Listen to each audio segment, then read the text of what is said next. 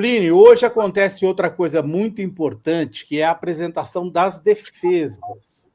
Marcelo Câmara, aquele que monitorou Alexandre de Moraes, a defesa dele vai dizer que não fez nada, foi só uma busca no Google, isso aí não é crime.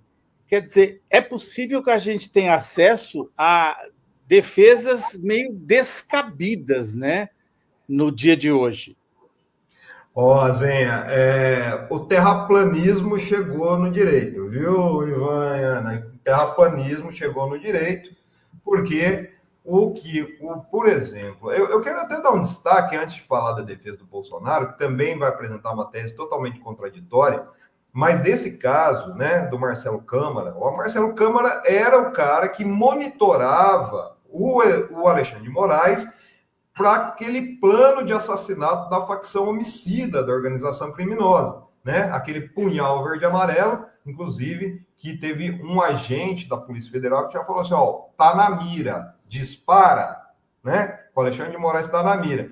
Vai alegar que simplesmente monitorar o Alexandre de Moraes ou qualquer ministro do STF não é crime, né? Isso não é crime, inclusive monitorar, como a Polícia Federal comprovou aí, com a intenção de assassinato. Então, é um duplo culto escarpado, mas isso aí mostra a influência e a audácia, viu, Zenha, Ivan e Ana, desses advogados que vão levar a defesa ao Supremo. Quem é esse advogado? Ele chama Eduardo Cantz. Eduardo Cantz, ele é conhecido nosso aqui, às vezes as pessoas não lembram, mas ele é filho de um outro advogado também, que tem muita influência em São Paulo, chamado Cristiano Cantz, né? É Kuntz, que é o sobrenome deles. Eles são muito ligados a quem?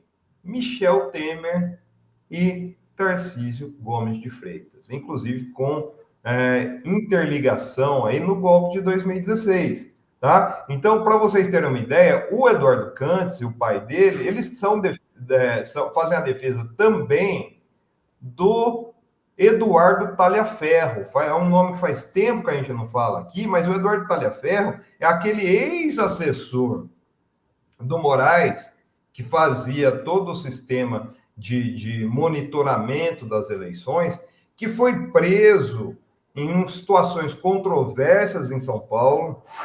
Durante a prisão, tiraram o celular dele e depois de um tempo, a Folha e o Glenn Greenwald começou a vazar as informações do celular que foi apreendido pela polícia de São Paulo. Então, peraí, o Cantz, ele é advogado.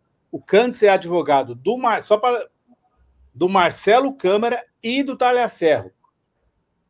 Exato, exato. Inclusive, assim, tem uma matéria que eu acabei de subir lá, também eu falo um pouco disso, dessa ligação que existe, né? Então, ele faz a defesa aí do Talhaferro e também ele faz a defesa, sabe de quem, viu? Ele já atuou, na verdade, mas hoje não faz mais a defesa do Tércio Arnaldi, que é o homem do gabinete do ódio, e também ele já fez a defesa muito amigo, muito próximo a Fábio Weingarten, da ex-Secom, que hoje ele chegou a ser advogado do Bolsonaro também, e hoje ele está como membro da organização criminosa também.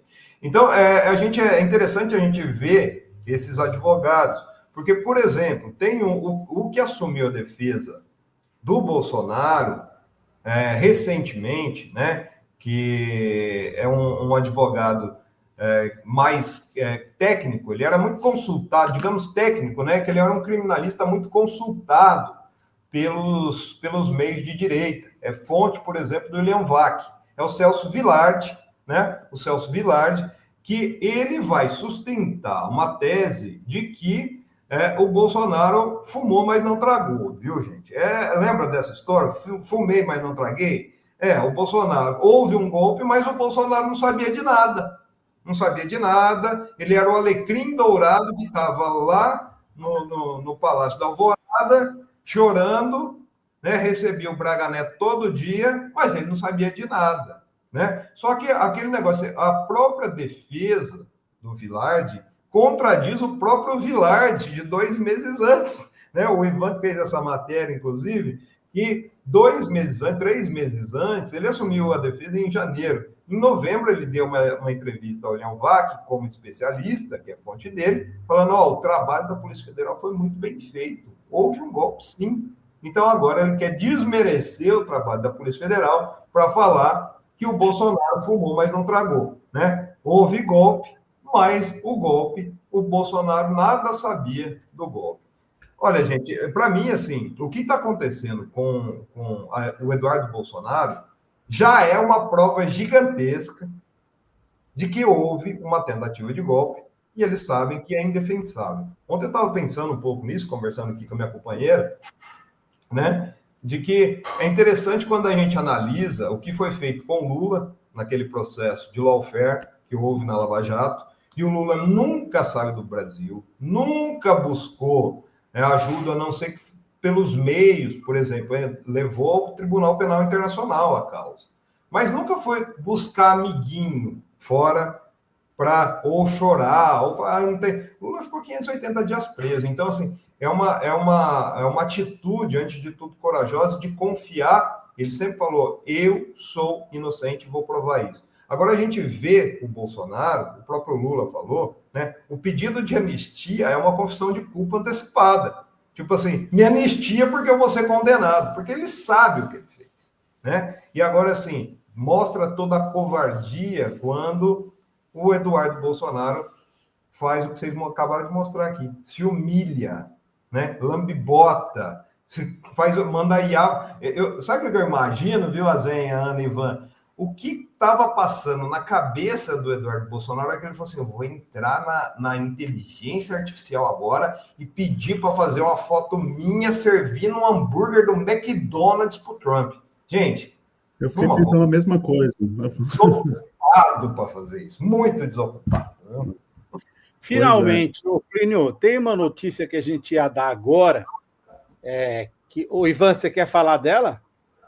Sim, só introduzir rapidamente, a gente já tinha, né, adiantado, mas o ex-presidente Jair Bolsonaro pediu, né, para prorrogar a defesa dele, pediu mais tempo para apresentar essa manifestação à PGR, né, que é uma primeira defesa, a denúncia que foi apresentada por tentativa de golpe de Estado. E a partir disso, né, a primeira turma do STF acolhe ou não a denúncia, mas antes essa defesa tem que ser apresentada.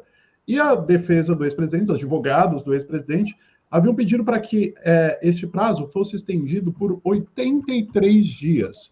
E aí o Plínio estava falando agora há pouco, né, de terraplanismo jurídico e tudo mais. Vejam outro terraplanismo jurídico aqui. Sabe por que eles estão pedindo 83 dias? Porque 83 dias foi o tempo que a Procuradoria-Geral da República levou para apresentar a denúncia entre o indiciamento da Polícia Federal e a denúncia apresentada pela PGR foram 83 dias. Em que mundo, né, em que livro de direito está escrito que o tempo da defesa deve ser o mesmo tempo dado ao Ministério Público Federal para elaborar uma denúncia, depois de uma investigação que durou anos? Daqui a pouco ele vai pedir 2 anos de defesa, porque é o mesmo período da investigação. É isso? Ah, não, se a investigação já dura 2 anos, então eu preciso de 2 anos para me defender, né? É isso? Vale tudo, né? É uma regra só para ele. Assim, mas isso foi rejeitado já, né? O PGR, o ministro Alexandre de Moraes rejeitou, a PGR rejeitou, portanto, o prazo se encerra hoje. Então, hoje mesmo, a defesa do ex-presidente tem que entregar essa manifestação, hoje se encerra o prazo. Plínio, só encerrando, então, a sua participação. Aí eu havia dito, eles estão tentando empurrar para o ano que vem, empurrar para, se possível, depois da eleição, né? Esse argumento fake, esse terraplanismo, mas ele tem um sentido político. É tentar jogar o mais para frente possível, esperar medidas do governo Trump, quer dizer, tentar jogar para um ano eleitoral, né? Eventual condenação, não?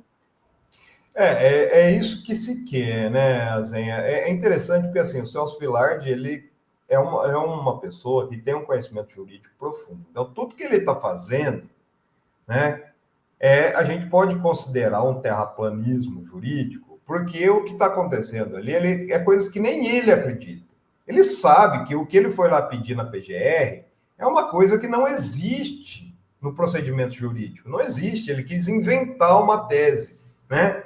E da mesma forma, ele coloca de uma maneira aí, o que está acontecendo é o seguinte, a família, principalmente Michele Bolsonaro e Eduardo Bolsonaro, são contra a defesa técnica do Bolsonaro, né? Essa é a grande questão. Eles querem postergar isso. Então, uma forma dele não entrar em conflito direto, fazer esses pedidos, né, recorrentes que está sendo feito aí ao Supremo, né, inclusive de impedimento do Moraes, né, de impedimento do Zanin, do Dino. Anulação da delação do... Anulação da delação do vídeo. Que tudo isso ganha-se tempo, né? Ganha-se tempo e vai jogando isso para frente. Enquanto isso, né? Isso é uma estratégia para ajudar o Eduardo Bolsonaro, que está fora, buscando toda essa pressão do Trump, né? O Trump é uma figura aí que ele sabe também a importância que o Brasil tem na América Latina, principalmente ele sabe, viu, Azenha, Ana, Ivan, a influência que o Lula tem junto aos BRICS, né? Mais do que na América Latina, o Lula tem uma influência muito grande nos BRICS. O Lula hoje é o presidente dos BRICS. Então, por isso que ele tem citado nominalmente o Brasil, e isso está sendo usado pelo clã Bolsonaro, principalmente pelo Eduardo Bolsonaro, para criar esse clima de confrontação e postergar cada vez mais o julgamento, né? Então, existe esse enfrentamento dentro da própria defesa, mas, assim, o que eu percebo, viu, é que cada vez fica mais complicado, porque, na minha visão, se a gente tiver um julgamento realmente técnico e tiver uma ação da justiça técnica, né, tanto o Bolsonaro vai para a cadeia, como a quadrilha, quanto o Eduardo Bolsonaro vai para a cadeia e perde o passaporte. Vamos fazer um exercício aqui de raciocínio. Imagina se fosse o Guilherme Boulos, no México, conversando com a presidente do México, eu não lembro o nome dela, né? Cláudia Sheinbaum. A Cláudia Sheinbaum, né? Para articular aqui uma organização, junto com o MTST, o MST, né? Para reagir a uma condenação do Lula. Imagina o que seria do Guilherme Boulos. Agora, por que o Eduardo Bolsonaro pode fazer isso? Por qual motivo o Eduardo Bolsonaro está fazendo isso? Então, acho que é por aí. Não é porque ele fritou hambúrguer no Popeye lá, que ele vai poder chegar lá, escancarar e fazer tudo isso. Então, exige uma... foi no Popeye, não foi nem no McDonald's? Não, foi no Popeye. No McDonald's, o currículo dele não era suficiente, viu? McDonald's, ele não chegou lá ainda. Porque no Popeye o hambúrguer não é o carro-chefe. Então, ele fazia hambúrguer que daí vendia pouco mesmo, né? Ainda teve isso, né? Ainda teve isso, que ele falou que fritava hambúrguer, mas ele trabalhou no Popeyes, que é de frango. Ele não sabia disso, que ele não chegou nem no McDonald's. Não, louco. O McDonald's é muito para ele, gente. Mas é interessante, porque, assim, o que tem que ser feito, eu acho que o Eduardo Bolsonaro sabe disso também, é que, voltando no Brasil, tem que colocar a Polícia Federal no desembarque ali de Brasília, pegar ele, algemar e conduzir ele para a cadeia por conspiração contra o país, né? Eu não tenho dúvida que, se fosse ao contrário, a gente fazer esse exercício, isso ocorreria.